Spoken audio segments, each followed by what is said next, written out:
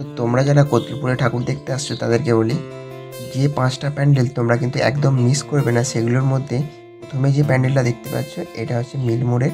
এই প্যান্ডেলটা কিন্তু অসাধারণ সুন্দর দেখতে লাগছে, এখনও পুরোপুরি কাজ কমপ্লিট হয়নি।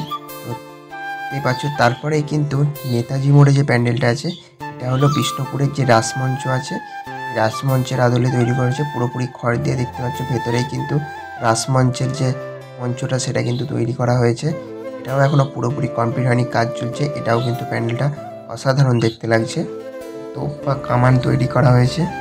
তারপরে যে মণ্ডপটার কথা বলবো সেটা হচ্ছে সবজি বাজারে যে মণ্ডপটা আমাদের, সেই সবজি বাজারের মণ্ডপটাও কিন্তু এবছরের অসাধারণ সুন্দর করেছে।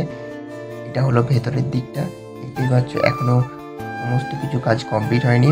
মোটামুটি আজকে তৃতীয়া, কাজ কমপ্লিট হয়ে যাবে পঞ্চমীর দিনের মধ্যেই। তারপরে চলে গেছিলাম কতুলপুর গরুয়ারতলায়। দুটো প্যান্ডেল হয়। এটা হলো প্রথম প্যান্ডেলটা, দেখতেই পাচ্ছ প্যান্ডেলটাও কিন্তু অসাধারণ সুন্দর হয়েছে এবং ভেতরের ডেকোরেশনও কিন্তু অসাধারণ। এখন কাজ চলছে, অনেকটাই কাজ বাকি আছে এখন। আর এটা হলো দ্বিতীয় নম্বর প্যান্ডেলটা, দেখতেই পাচ্ছ এটার পুরোপুরি কাজ কমপ্লিট হয়ে গেছে।